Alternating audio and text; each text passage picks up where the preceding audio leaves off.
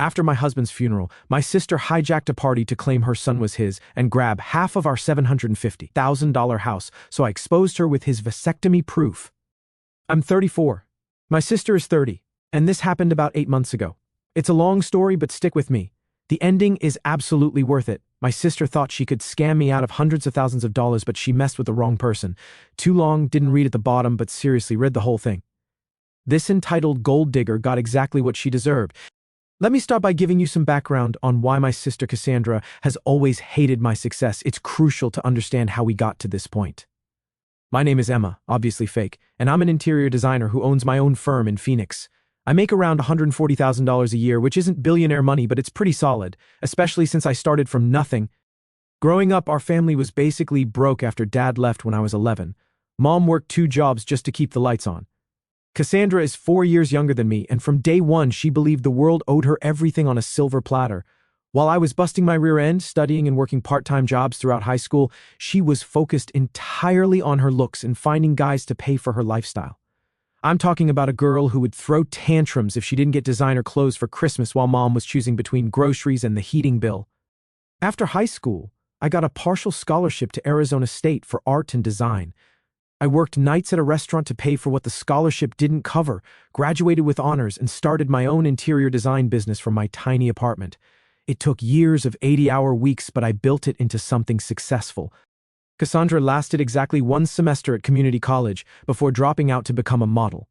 By model, I mean she posted photos on Instagram for her 2,200 followers while cycling through different wealthy guys who would pay her bills for a few months before getting tired of her drama.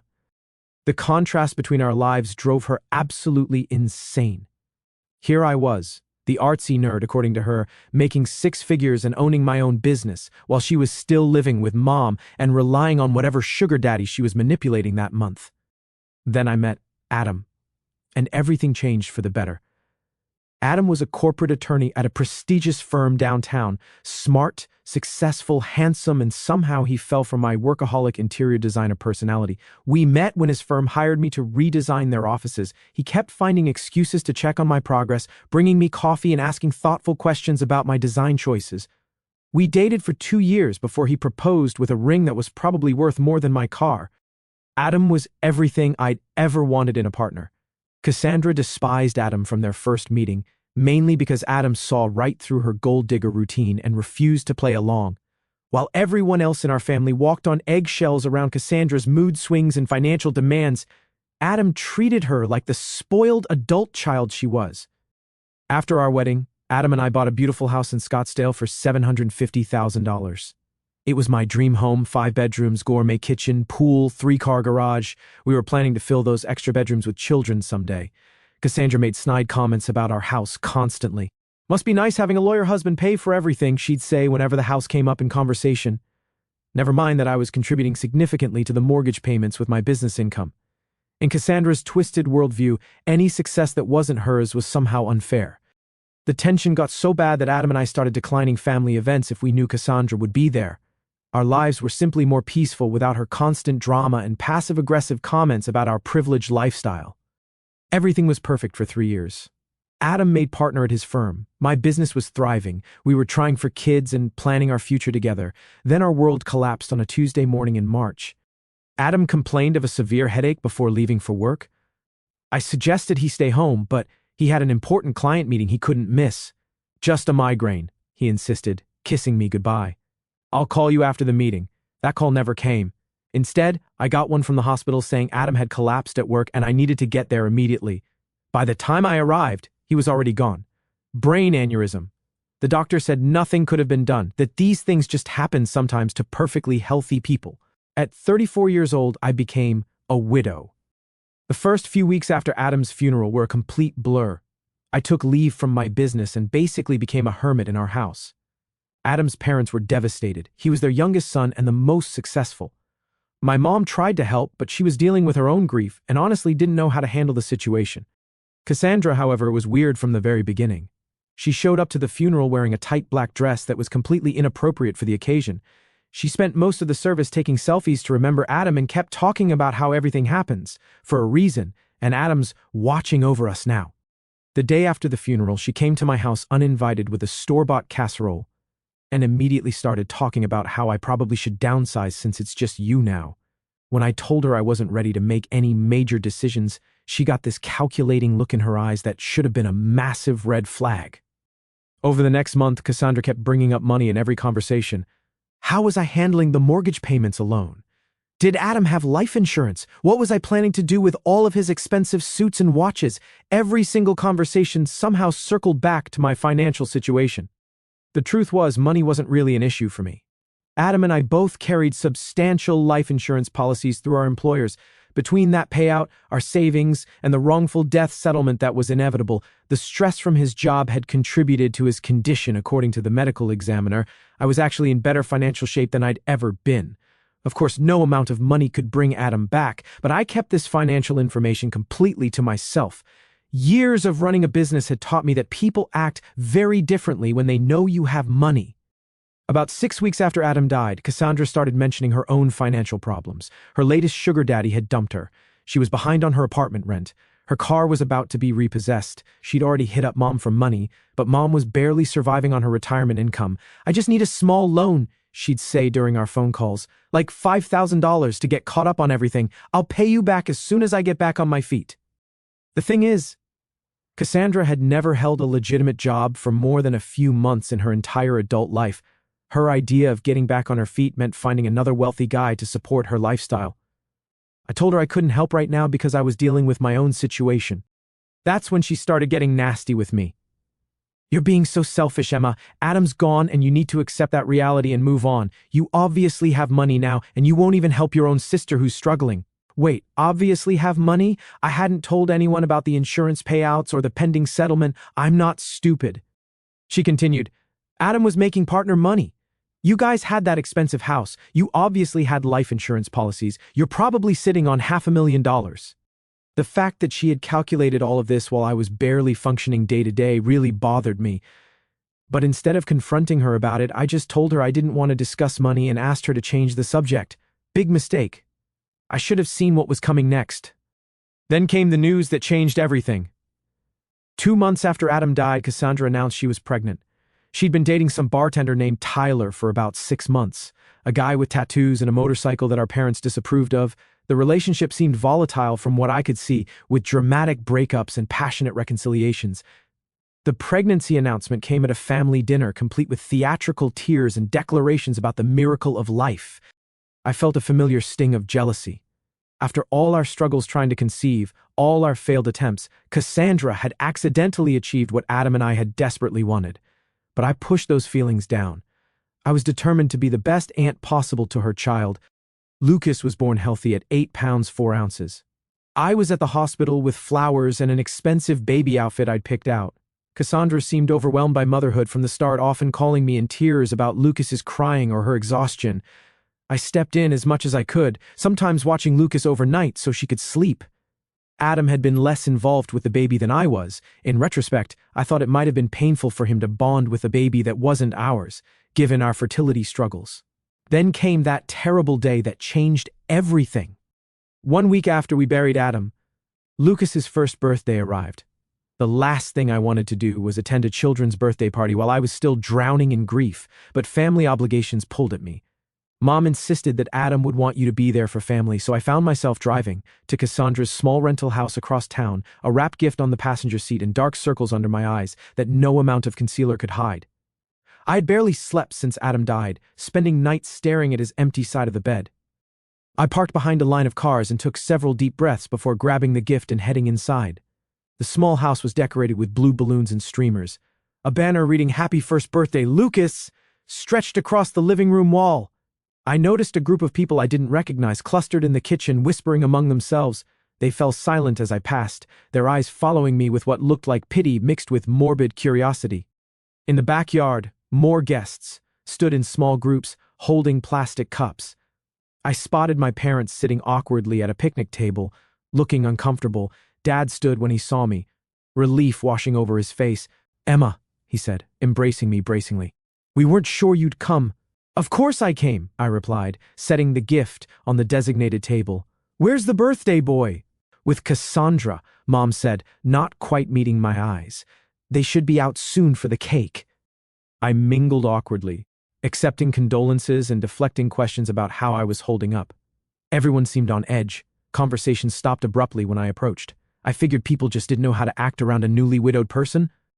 After 30 uncomfortable minutes, Cassandra emerged from the house carrying Lucas on her hip. She was wearing a new dress I'd never seen before, her hair freshly highlighted. Lucas looked adorable in a little button-up shirt and bow tie, his chubby legs kicking with excitement at all the attention. Cassandra barely acknowledged me as she placed Lucas in his high chair. She seemed energized, almost giddy, moving around the yard with unusual confidence. She tapped a spoon against her cup, calling for everyone's attention. "Thank you all for coming to celebrate Lucas's special day," she began, her voice carrying across the yard.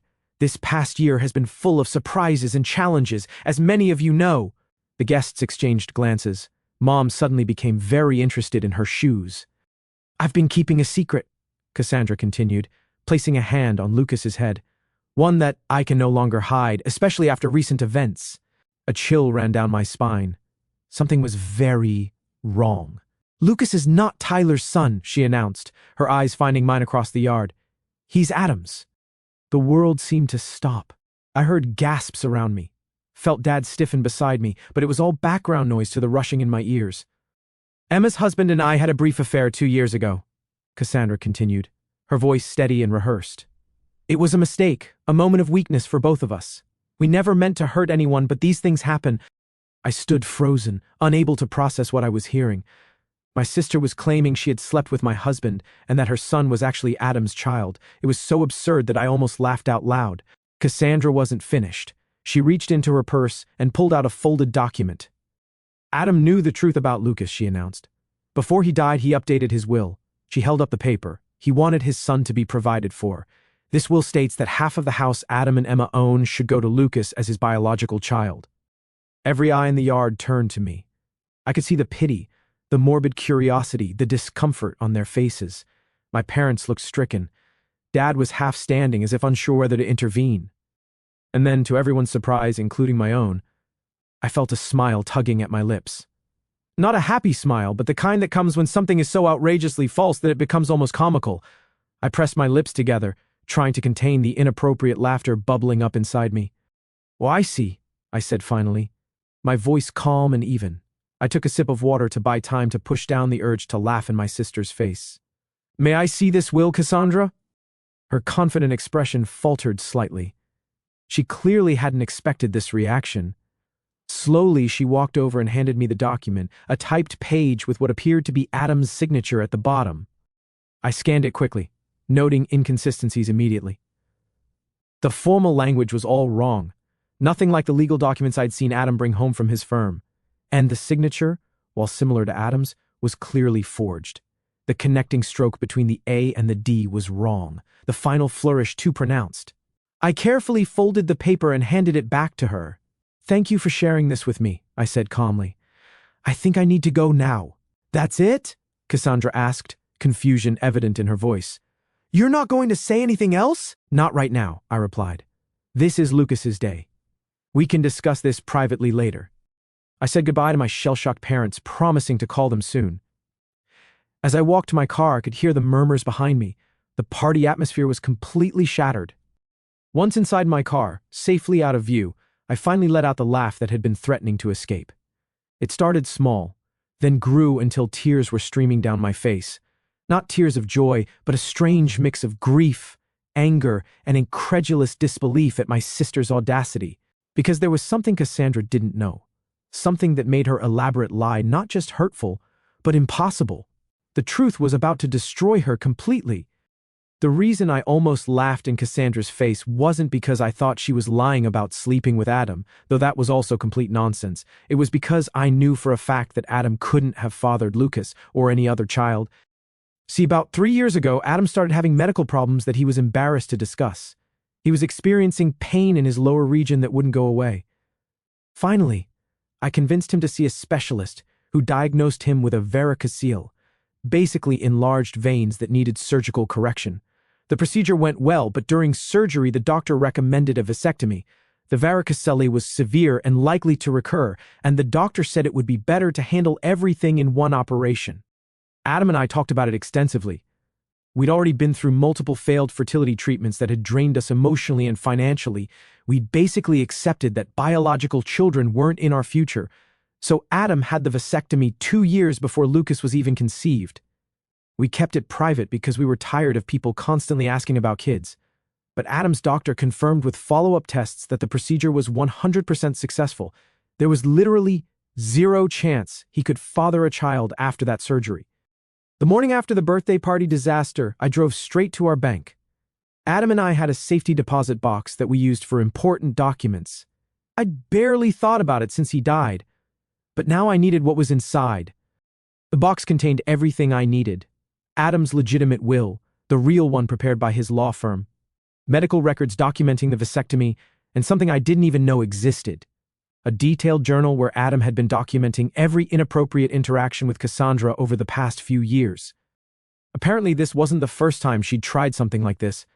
3 years ago, at a family dinner, when I stepped out to take a work call, Cassandra had made a pass at Adam.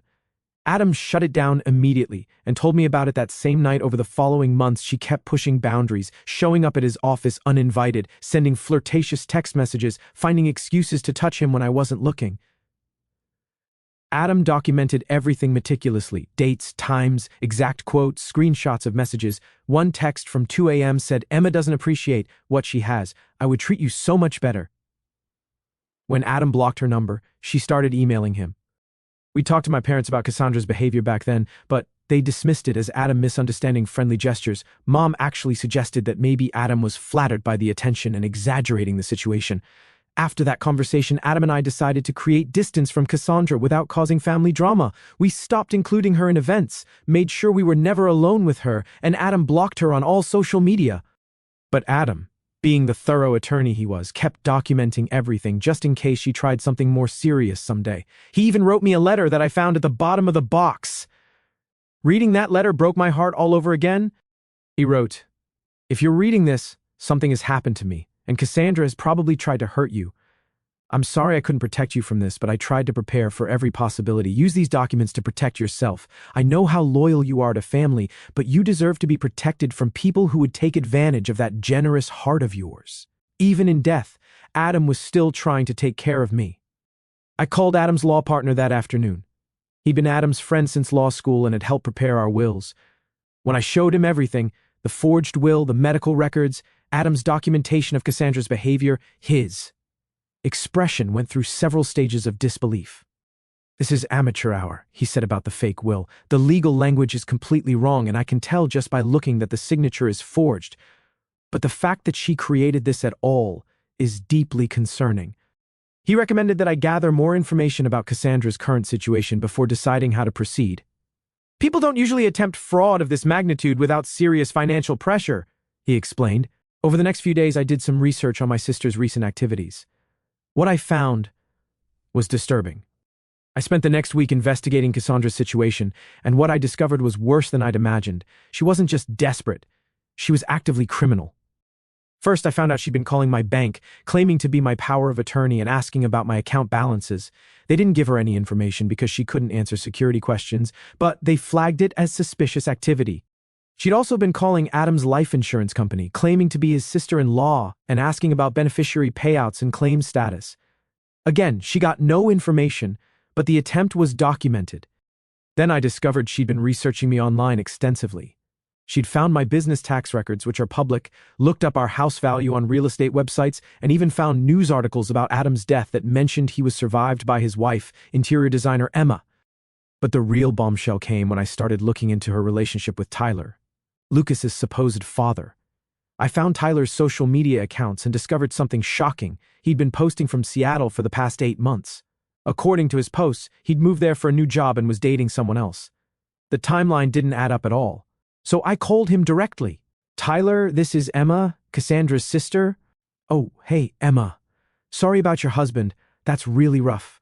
Thanks. I'm calling because I'm trying to help Cassandra with some paperwork related to Lucas, and I need to verify some dates." "Lucas?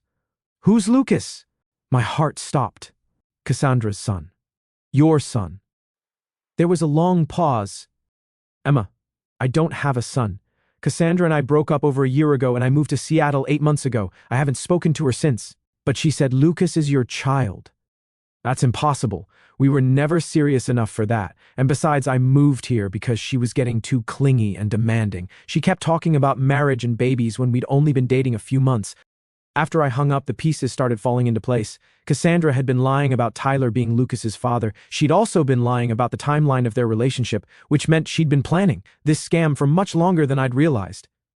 I needed to know who Lucas's real father was, but more importantly, I needed to expose Cassandra's lies before she could do any more damage.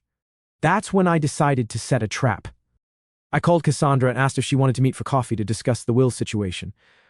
I used my most defeated voice and told her I'd been thinking about what she'd said at the party. "I knew you'd come around," she said, sounding triumphant. "I'll be there at 2. I spent the morning preparing fake financial documents showing that Adam's life insurance and wrongful death settlement totaled $1,800,000. I made them look official with letterhead and everything. When Cassandra arrived at the coffee shop, she was practically vibrating with greed. She had dressed up for the occasion, clearly expecting to negotiate her payout. "I'm glad you called, Emma. I know this is hard to accept, but Lucas deserves to know his father's legacy." I nodded sadly. "You're right. I've been selfish about this. Adam would want his son to be provided for." I slid the fake financial documents across the table. "This is everything. The life insurance, the settlement, our savings. It's more than I expected." Her eyes went wide. "Almost $2 million. "Keep your voice down," I said nervously. "I don't want people knowing about this." Of course. "So, you're ready to discuss Lucas's inheritance?" "Well, according to the will you showed me, he's entitled to half of everything. That would be about $900,000. Cassandra was practically drooling. "That seems fair. I mean, it's what Adam wanted." "There's just one thing I need first," I said. "I want to meet with Lucas's real father to make sure he's on board with this arrangement." Her face went pale. "What do you mean, Tyler?"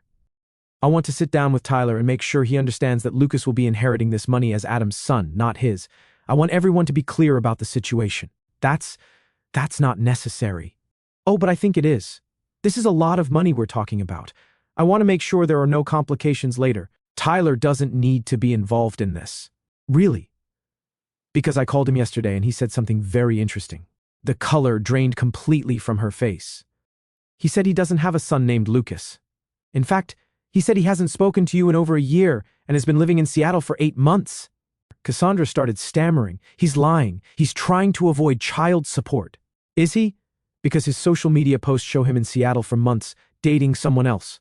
"The timeline doesn't work, Cassandra." "Cassandra, you don't understand." "Oh, I understand perfectly. You made up the story about Tyler being Lucas's father, just like you made up the story about Adam being his father.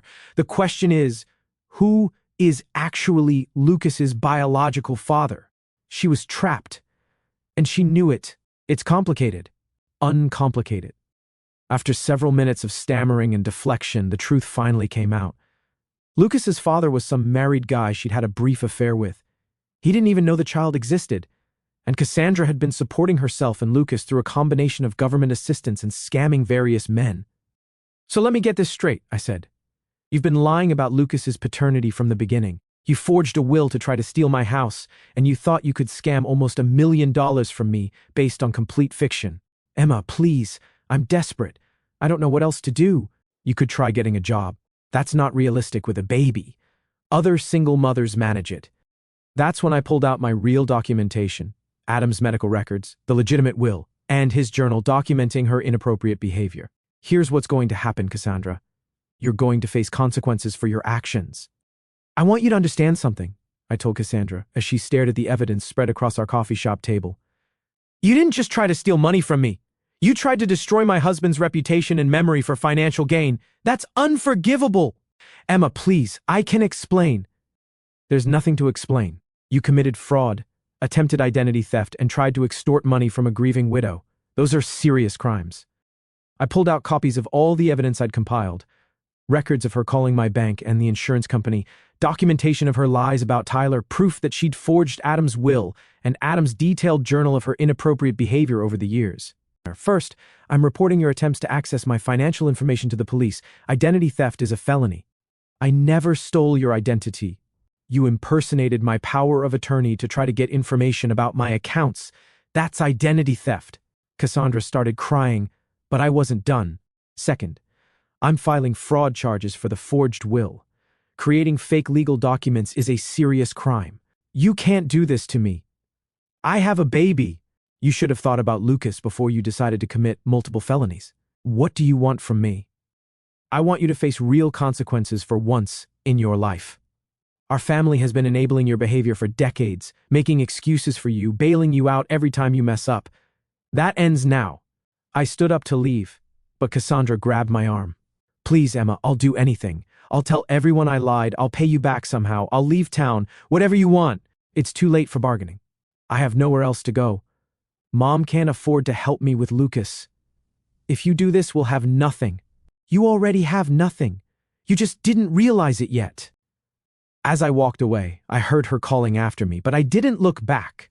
Over the next week, I systematically dismantled what remained of Cassandra's life.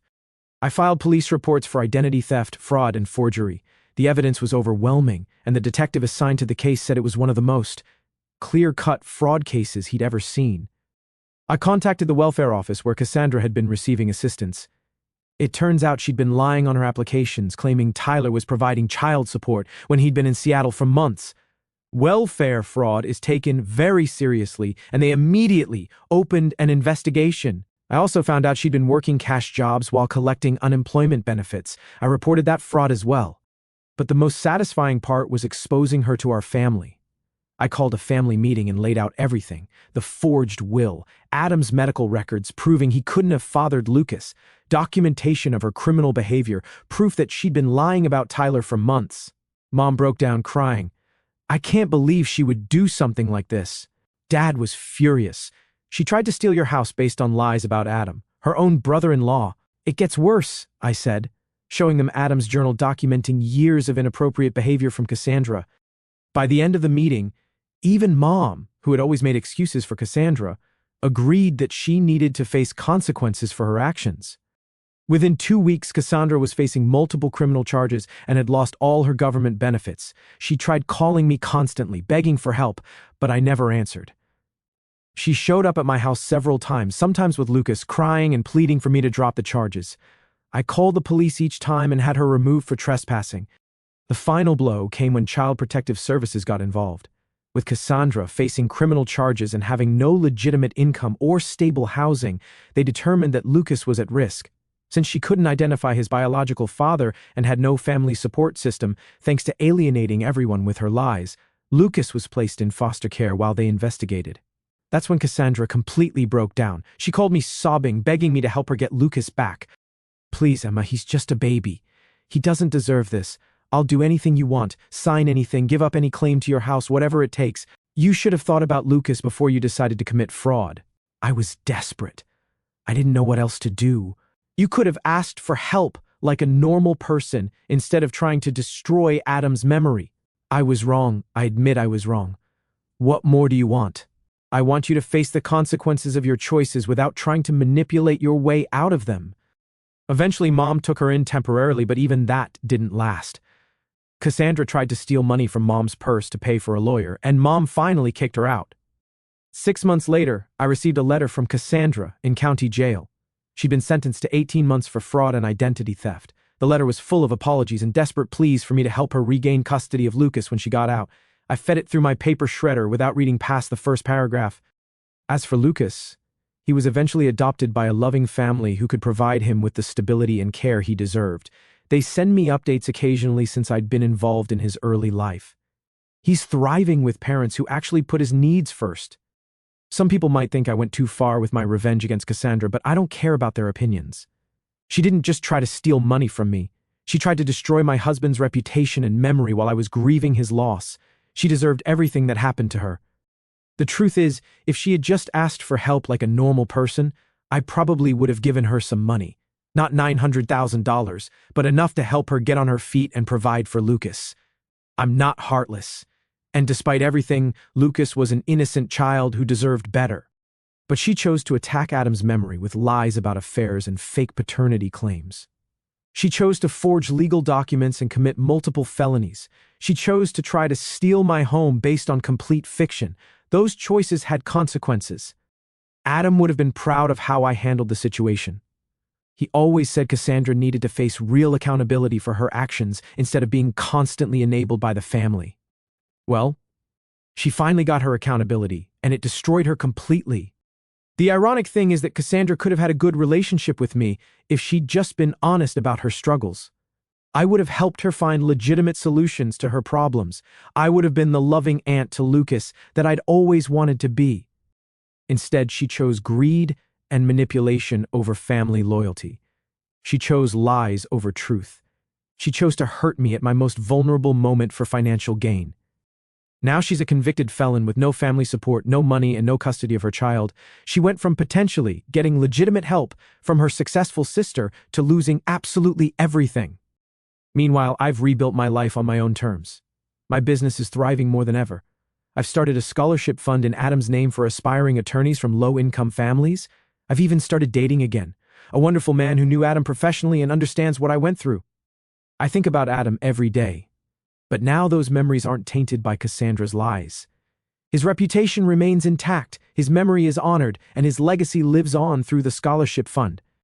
As for Cassandra, I heard through Mom that she got out of jail a few months ago. She's living in a halfway house, working at a fast food restaurant, and still trying to regain custody of Lucas, which will never happen given her criminal record. She sent me another letter recently, claiming she's found religion and wants to make amends. She asked if we could meet so she could apologize in person and try to rebuild our relationship. I threw that letter in the trash along with all the others. Some bridges, once burned, can never be rebuilt. Some betrayals are simply unforgivable. Cassandra made her choices, and now she gets to live with the consequences forever. The best part? Every time someone Googles her name, they find news articles about her fraud conviction. Good luck explaining that to future employers, landlords, or anyone else she tries to manipulate. Justice served. Adam's memory protected. My life rebuilt stronger than before. Sometimes the trash really does take itself out.